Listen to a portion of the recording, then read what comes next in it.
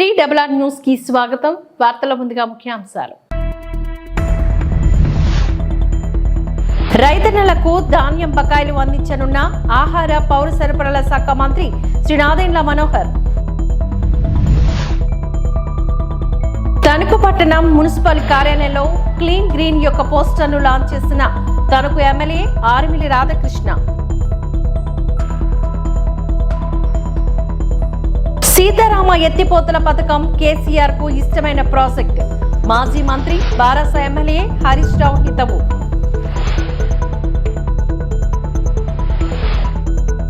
వ్యవసాయాన్ని కాపాడుకోవాల్సిన బాధ్యత అందరిపైన ఉంది అని ఏపీ పౌర సరఫరాల శాఖ మంత్రి నాదెండ్ల మనోహర్ అన్నారు. ఏలూరులోని రైతులకు ధాన్యం బకాయిల చెక్కుల పంపిణీ కార్యక్రమంలో ఆయన పాల్గొని మాట్లాడారు. వైకాపా ప్రభుత్వ అరాచకంతో రాష్ట్రం ఆర్థికంగా చాలా వెనుకబడిందని ఆరోపించారు. 12 లక్షల కోట్ల అప్పులు చేశారని విమర్శించారు. గత ప్రభుత్వం రైతులకు 1674 కోట్ల ధాన్యం బకాయిలు ఉంచిందని అన్నారు. ఎట్టి పరిస్థితుల్లోనూ వాటిని విడుదల చేయాలని, ఆ మేరకు చర్యలు చేపట్టాలని అధికారులు సీఎం చంద్రబాబును ఆదేశించినట్లుగా చెప్పారు. కష్టకాలంలో ఉన్న గత నెలల్లోని 1000 కోట్లు విడుదల చేశామని, ఇప్పుడు మిగిలిన 674 కోట్లు అందజేస్తున్నట్లుగా చెప్పారు. ఉమ్మడి పశ్చిమ గోదావరి జిల్లాలో 35,374 మంది రైతుల ఖాతాల్లో 472 కోట్లు వేస్తున్నామని అన్నారు. గత ప్రభుత్వం రైతులకు గోతాలు కూడా అందజేయలేదని విమర్శించారు. రాబోయే ఖరీఫ్ సీజన్ నుంచి 48 గంటల్లోనే రైతుల ఖాతాలో డబ్బులు వేస్తామని మంత్రి చెప్పారు. నష్టపోయిన కౌలు రైతులను ఆదుకుంటామని అన్నారు. ధాన్యం కొనుగోలు విషయంలో ఏమాత్రం వెనుకబాడమని, చివరి గింజ వరకు కూడా కొంటామని చెప్పారు. ఖచ్చితంగా ఆ రోజు ఒక నిర్ణయం తీసుకున్నాం. మన ప్రభుత్వం ఏర్పడిన తర్వాత కౌలు రైతుకి ఎట్టి పరిస్థితుల్లో కూడా గౌరవం దక్కాలి.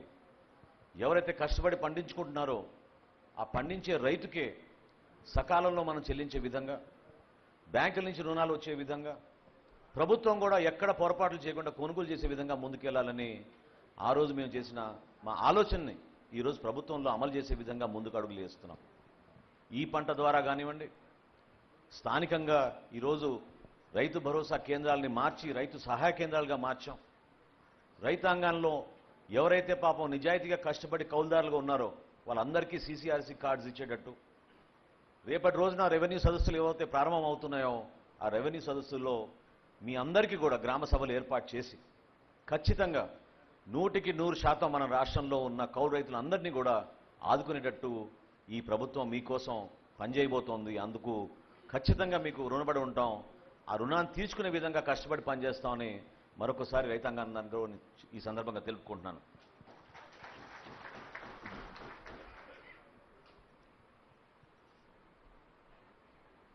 గతంలో మనం చూసాం ఏ విధంగా దళారులు ప్రత్యేకంగా రైతు భరోసా కేంద్రాల దగ్గర నుంచి ట్రాన్స్పోర్టేషన్ విషయంలో కానివ్వండి, చివరికి గోతాలు కూడా ఇవ్వలేని పరిస్థితి తీసుకొచ్చి వాళ్ళ స్వార్థాల కోసం వాళ్ళు ఉపయోగించుకున్నారు. ఆ మార్పు కోసమే మొన్న మేము ముఖ్యమంత్రి గారికి మేము చేసిన ప్రజెంటేషన్లో మా శాఖ నుంచి ఒక నిర్ణయం తీసుకుని మాట ఇచ్చాం. అదేంటంటే ఈ రోజుకి మన జనాభా 62% వ్యవసాయంపై ఆధారపడి ఉంది. వ్యవసాయ రంగాన్ని మనం కాపాడుకోవాల్సిన బాధ్యత మనందరిపైన ఉంది. కేవలం వ్యాపారవేత్తలకే ఈజ్ ఆఫ్ డూయింగ్ బిజినెస్ కాదు, రైతులు కూడా ఈజ్ ఆఫ్ డూయింగ్ బిజినెస్ చేయాలి. వాళ్ళు కూడా ఆ ప్రక్రియలో ఎక్కడ కూడా పొరపాటు జరగకుండా నిజాయితీగా పారదర్శకంగా వాళ్ళు ఒక కేంద్రానికి వెళ్తే కొనుగోలు కేంద్రానికి సంతృప్తిగా ఈ ప్రభుత్వం నాకు అండగా నిలబడిందని నాకు భరోసా కల్పించే విధంగా మేము కొన్ని మార్పులు తీసుకొస్తున్నాం మా డిపార్ట్మెంట్లో. అందులో ముఖ్యంగా మన ముఖ్యమంత్రి గారు చంద్రబాబు నాయుడు గారు ఆ రోజు చేసిన సూచన మేరకు మేము కూడా ఇంటర్నల్గా వర్క్ చేసుకుని మా డిపార్ట్మెంట్లో ఒక నిర్ణయం తీసుకున్నాం.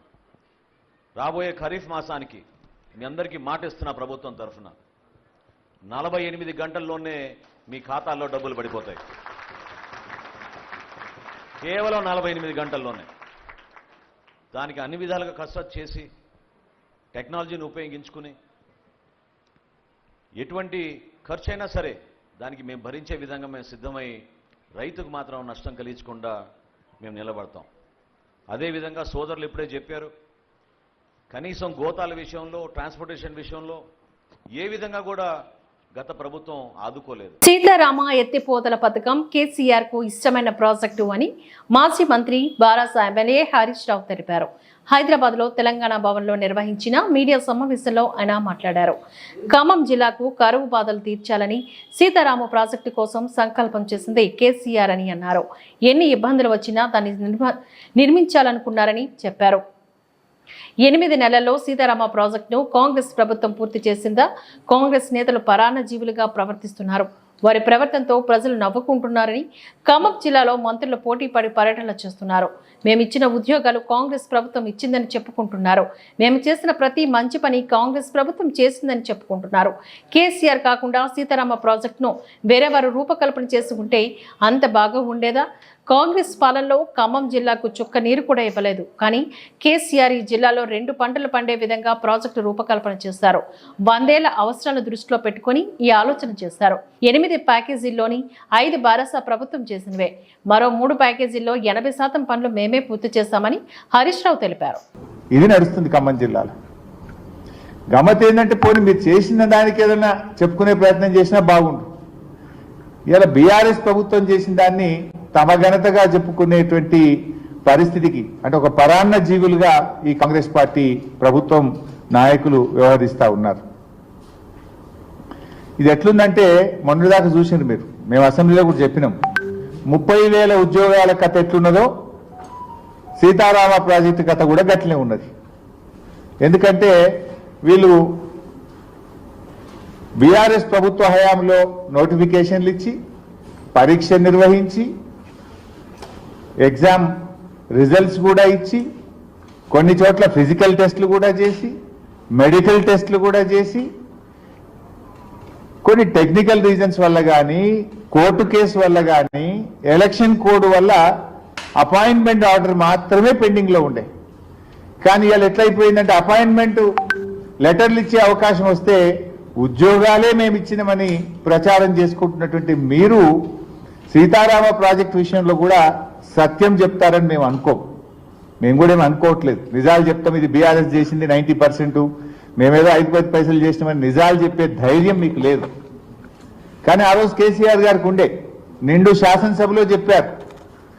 రాజీవ్ ఆరోగ్యశ్రీ పథకం కానీ, ఫీజు రియంబర్స్మెంట్ పథకం కానీ, 108 అంబులెన్సులు కానీ. ఎస్సీ వర్గీకరణను తాము పూర్తిగా ఖండిస్తున్నామని, వర్గీకరణ పేరుతో తమ మధ్య చిచ్చు పెట్టి ప్రయత్నాలు మానుకోవాలని, లేని పక్షంలో తగిన బుద్ధి చెప్తామని మాల మహానాడు జాతీయ మహిళా అధ్యక్షురాలు డాక్టర్ మంచా నాగమల్లేశ్వరి హెచ్చరించారు.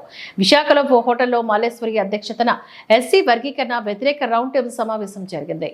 ఈ సమావేశంలో ఉత్తరాంధ్రకు చెందిన మాల సంఘాల నాయకులు, ఉద్యోగ సంఘాల నాయకులు పెద్ద సంఖ్యలో పాల్గొన్నారు. ఈ సందర్భంగా మల్లేశ్వరి మాట్లాడుతూ రాష్ట్రంలోని 70 లక్షల మంది బైచిలకు మాలలు ఉన్నారని, వారి మనోభావాలను దెబ్బతీసేందుకు ప్రయత్నిస్తే చూస్తూ ఊరుకోమని అన్నారు. డాక్టర్ బాబాసాహెబ్ అంబేద్కర్ ను అవమానించిన, దాడులు చేసిన ఎట్టి పరిస్థితుల్లోనూ సహించబోమని, వారికి అదే చివరి రోజు అవుతుందని హెచ్చరించారు. రాజకీయ నాయకులు వారి లబ్ధి కోసం, స్వలాబ్ధి కోసం తామును వాడుకుంటున్నారని ఆందోళన వ్యక్తం చేశారు. తమ జోలికి వస్తే ఎన్నో ప్రయత్నాలు కొట్టుకుపోయాయని, తమ జాతికి అన్యాయం చేయాలని చూస్తే తస్మాత్ జాగ్రత్త అంటూ మల్లేశ్వరి హెచ్చరించారు. మాల ప్రజా ప్రతినిధులారా, మాల ఉద్యోగులు, ఉద్యోగ సంఘ నాయకులు, మాల సంఘ నాయకులు, మాల మహానాడు నాయకులు ఈ ఉద్యమానికి స్వచ్ఛంగా తరలి రావాలి. రాజ్యాంగ వ్యతిరేకమైన సుప్రీంకోర్టు ఉత్తర్వులు ఉపసంహరించుకునేందుకు వరకు పోరాడదాం, మన హక్కులను సాధించుకుందాం అంటూ పిలుపునిచ్చారు.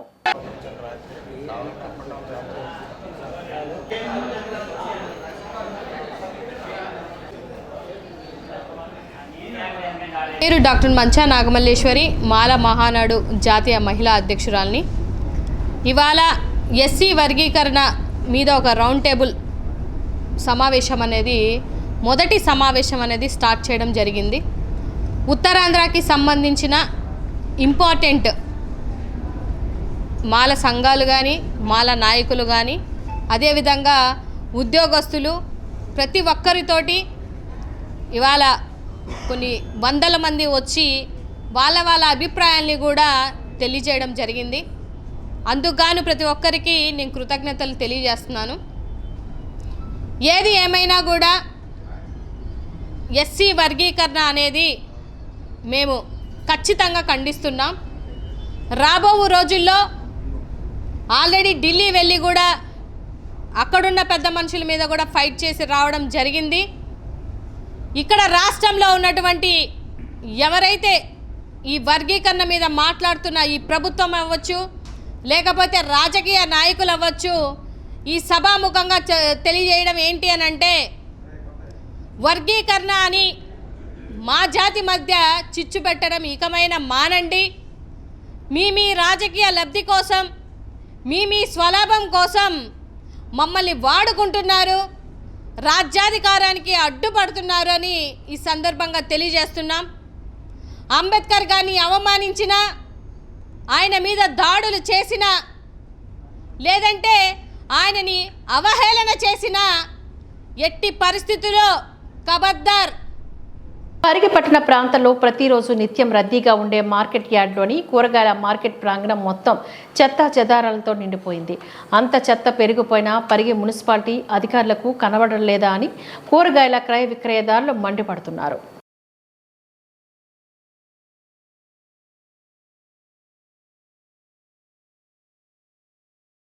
వచ్చే విశాఖ ఎమ్మెల్సీ ఎన్నికల్లో స్థానికులకే కూటమి టికెట్ ఇవ్వాలి అని తెలుగు శక్తి అధ్యక్షుడు బివి రామ్ పేర్కొన్నారు. ఆయన విశాఖ సూర్యబాగ్లో గల హోటల్ దశపల్లలో సోమవారం మీడియా సమావేశంలో పాల్గొని మాట్లాడారు. ఎమ్మెల్సీ ఎన్నికల నామినేషన్ గడువు మంగళవారం ముగియనుంది అని చెప్పారు. విశాఖ ఎమ్మెల్సీ ఎన్నికలలో మొత్తం 833 ఓట్లు ఉన్నాయని, గతంలోని వైసీపీ అరాచకం సృష్టించింది అని మండిపడ్డారు. మెజార్టీ లేకుండా టీడీపీ ఎందుకు పోటీ చేస్తుందని వైసీపీ ప్రశ్నించడం అవివేకమని ఆరోపించారు. జీవీఎంసీ స్థాయి సంఘం ఎన్నికల్లో వైసీపీ ఓటమి పాలైందని గుర్తు చేశారు. రాష్ట్రంలో 5 ఏళ్లు వైసీపీ అరాచక పాలన సాగింది. గత ఎన్నికల్లో బొత్స కుటుంబం ఓటమి పాలైందని ఎద్దేవా చేశారు. ఎమ్మెల్సీ ఎన్నికల్లో బొత్స పోటీకి సిగ్గుండాలి, వైసీపీకి అభ్యర్థులు లేరా అని ప్రశ్నించారు. వైసీపీ ఎమ్మెల్సీ అభ్యర్థి బొత్స సత్యనారాయణ స్థానికేతరుడు అని గుర్తు చేశారు. టీడీపీ అభ్యర్థులుగా మాజీ ఎమ్మెల్యే పీలా గోవింద, టీడీపీ విశాఖ అధ్యక్షుడు గండి బాబ్జీ పేర్లు వినిపిస్తున్నాయని అన్నారు. కూటమి అభ్యర్థిగా దిలీప్ చక్రవర్తి పేరు వినిపిస్తుంది అని ప్రశ్నించగా, స్థానికులకే టికెట్ ఇవ్వాలి, లేని పక్షంలో వ్యతిరేకిస్తానని స్పష్టం చేశారు. వైసీపీ హయాంలో గతంలోని ఎంపీటీసీ, జెడ్పీటీసీ ఎన్నికల్లో భయపెట్టి గెలిచారు. కూటమి అభ్యర్థి ఎవరైనా వారి విజయానికి కృషి చేస్తానని పేర్కొన్నారు. కూటమి తరపున ఎమ్మెల్సీ టికెట్ ఇవ్వాలని దరఖాస్తు చేసుకున్నానని, లేని పక్షంలోని తాను ఇండిపెండెంట్ గా నామినేషన్ వేస్తానని గుర్తు చేశారు. నాడు నేడు ఒకటే, బయట వాళ్ళని తరిమి కొడతాను, అంతేకాని తెలుగు శక్తి ఎవడు పలికిలి మోయం. ఇక్కడ విశాఖపట్నం ప్రజలు కూడా మోయటానికి సిద్ధంగా లేరు మనం చేస్తున్నాను. అందువల్ల విశాఖపట్నం వ్యక్తే ఎమ్మెల్సీగా పోటీ చేస్తారు. రేపు దాకా టైం ఉంది. డెఫినెట్గా రేపు 3 లోపల నామినేషన్ పడుతుంది, పోటీకి వెళ్తుంది మనం చేస్తాం. డెఫినెట్గా నేను వ్యతిరేకిస్తాను సార్ చంద్రబాబు నాయుడు గారు.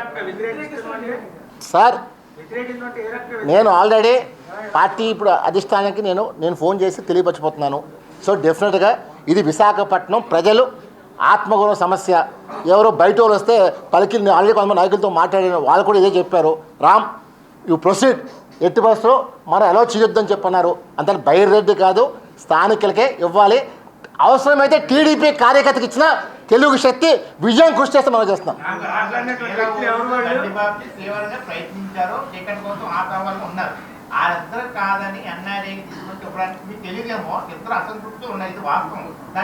సార్ అసంతృప్తి ఒకటి నేను నెక్స్ట్ పార్టీ హౌస్కి వెళ్తున్నాను, నేను వ్యతిరేకిస్తాను. అంతలా ఎట్టి పరిస్థితుల్లో బైరెడ్డి నామినేషన్ అనేది జరగదు. డెఫినెట్ విశాఖపట్నం జరుగుతుంది. అంత చంద్రబాబు నాయుడు గారు దీన్ని ఆచితూచి వ్యవహరిస్తున్నారు తప్ప ఆయన తొందరపాటు డిసిషన్ తీసుకుంటలేదు. డెఫినెట్గా ఈరోజు మధ్యాహ్నం 3 లోపల అనౌన్స్ చేస్తారు. రేపు దాకా టైం ఉంది కాబట్టి రేపు నామినేషన్ పడుతుంది. బొత్స ఓడిపోవటం తథ్యం మనం చేస్తున్నాం. పశ్చిమ గోదావరి జిల్లా పెనుమంట్ర మండలం ఆలమూరులో లక్ష్మీ ఫైర్ వర్క్స్ లో మంటలు చెలరేగాయి. దీంతో షాప్లో ఉన్న బాణాసంచా పూర్తిగా దగ్ధమైంది. లక్షల రూపాయల ఆస్తి నష్టం వాటిల్లింది. దీంతో స్థానికంగా ఉండే ప్రజలు బాణాసంచా పేలుళ్లకు భయభ్రాంతులకు గురయ్యారు. సంఘటన స్థలానికి చేరుకున్న ఫైర్ సిబ్బంది మంటలు అదుపులోకి తీసుకువచ్చారు. ఫైర్ జరిగిన ప్రాంతమంతా నరసాపురం జి శ్రీనివాస్ పరిశీలించారు. ఈ సందర్భంగా ఆయన మాట్లాడుతూ, ఉదయం 5:45 ప్రాంతంలో ఫైర్ యాక్సిడెంట్ జరిగిందని, లోపల ఉన్న బాణాసంచా పూర్తిగా కాలిపోయిందని తెలిపారు. ఫైర్ యాక్సిడెంట్కి గల కారణాలు పూర్తి విచారణలో తెలుస్తాయని, ఫైర్ అండ్ సేఫ్టీ అధికారులు మంటలు అదుపు చేస్తారని, వారిచ్చే నివేదికను బట్టి షార్ట్ సర్క్యూట్ లేక మరి ఏ ఇతర కారణాలని దర్యాప్తు చేస్తున్నామంటూ తెలియజేశారు.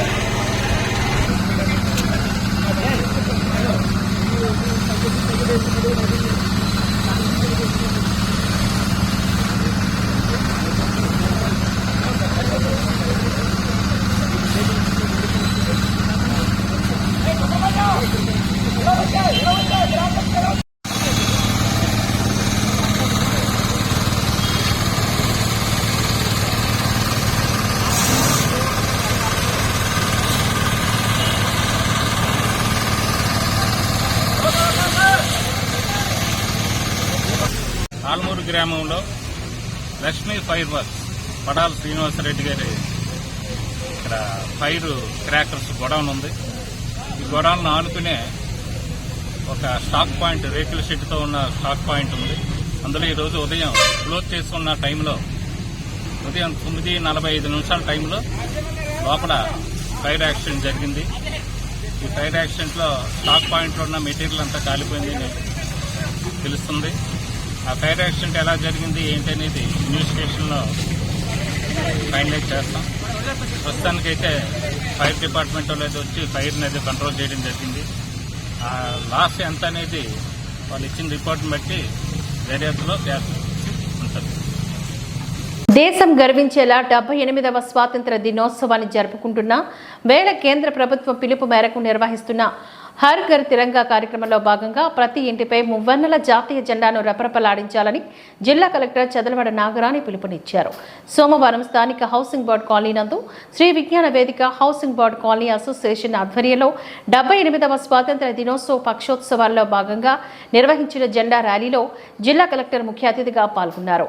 ఆజాదీ కా అమృత మహోత్సవ్ కార్యక్రమంలో భాగంగా స్థానిక హౌసింగ్ బోర్డు నుంచి ప్రారంభమైన 400 మీటర్ల జాతీయ జెండాతో చేపట్టిన స్వాతంత్ర దినోత్సవ మహోత్సవ ర్యాలీ జిల్లా కలెక్టర్ జెండా ఊపి ప్రారంభించారు. ఈ సందర్భంగా ఆమె మాట్లాడుతూ ఈ నెల 13వ తేదీ వరకు జరగనున్న హర్ ఘర్ తిరంగా మహోత్సవాల్లో భాగంగా నగరపాలక సంస్థ పరిధిలో ప్రతి ఇంటిపై జాతీయ జెండా ఎగరవేసేలా కార్యక్రమాలు రూపొందించినట్లుగా చెప్పారు. జిల్లా వ్యాప్తంగా ప్రతిష్టాత్మకంగా హర్ ఘర్ తిరంగా కార్యక్రమాన్ని విజయవంతం చేసేందుకు గాను అన్ని ప్రభుత్వ శాఖలను సమన్వయం చేసుకుంటూ అవసరమైన అన్ని చర్యలు తీసుకుంటున్నామని తెలియజేశారు. మన భారత జెండా జాతీయోద్యమానికి స్ఫూర్తిగా నిలిచిందని, మువ్వెన్నెల జాతీయ జెండా శాంతి, సత్యం, ధర్మం, అహింస, జాతీయ సమైక్యతకు నిదర్శనమని అన్నారు. పింగళి వెంకయ్య రూపకల్పన చేసిన జాతీయ జెండా దేశవ్యాప్తంగా ప్రజా చైతన్యానికి అండగా నిలిచిందని, ఆనాటి స్వాతంత్ర సమరయోధుల త్యాగాలు నేటి తరం ఆదర్శంగా తీసుకుని ముందుకు సాగాలని అన్నారు. ప్రభుత్వ ఆదేశాల మేరకు ప్రతి ఇంటిపై జాతీయ జెండా ఎగరవేయాలని అన్నారు. తొలుత కాలనీలోని మహాత్మా గాంధీ, పొట్టి శ్రీరాముల విగ్రహాలకు పూలమాలలు వేసి ఘనంగా నివాళులర్పించారు. అనంతరం ఉత్సాహంగా ప్రతి ఇంటికి జెండాల పంపిణీ కార్యక్రమంలో పాల్గొన్నారు. జోహార్ మహాత్మా గాంధీ, జోహార్ పింగళి వెంకయ్య, జోహార్ పింగళి వెంకయ్య, జోహార్ పింగళి వెంకయ్య, జోహార్ పింగళి వెంకయ్య, జోహార్. బలో సుందర భారత్ కి జై, బలో సుందర భారత్ కి జై.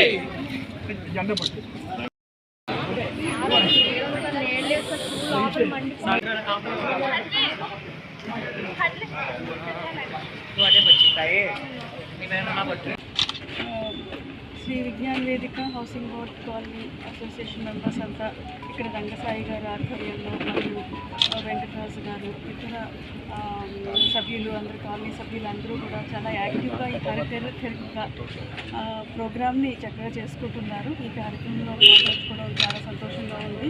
ఇప్పుడు పింగళి వెంకయ్య గారు మన జాతీయ జెండాని తీర్చిదిద్దడంలో ఆయన వేసిన వాటిలోనే మన జెండా అంతా కూడా. త్రాగునీరు సమస్య తీర్చాలి అంటూ మహిళలు ఆందోళన చేపట్టారు. సూర్యాపేట జిల్లా తుంగతుర్తి నియోజకవర్గంలో 4వ వార్డులో గత 4 నెలలుగా త్రాగునీరు రాక ప్రజలు ఇబ్బంది పడుతున్నా అధికారులు పట్టించుకోకపోవడంతో సోమవారం నాడు తుంగతుర్తి ఎంఆర్ఓ కార్యాలయంలో ఖాళీ బిందెలు పట్టుకుని మహిళలు నిరసన తెలియజేశారు. త్రాగునీటి సమస్యను వెంటనే తీర్చాలని ఎంఆర్ఓ కాటమయ్యకు మహిళలు వినతి పత్రాన్ని అందజేశారు.